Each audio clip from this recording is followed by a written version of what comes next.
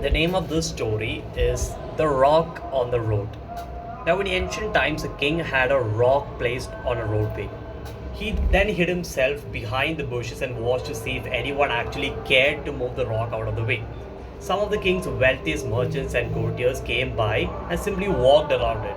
They didn't bother to move the rock, to push it away, or to even think about keeping it somewhere else other than the middle of the road. Many people loudly blamed the king for not keeping the roads clear, but none of them did anything about getting the rock out of the way. The king was adamant in his decision, and every time everyone was to pass away, the king would hide behind the bushes to see what they are doing about the rocks. A peasant then came along carrying a load of vegetables. Upon approaching the rock, the peasant laid down his burden.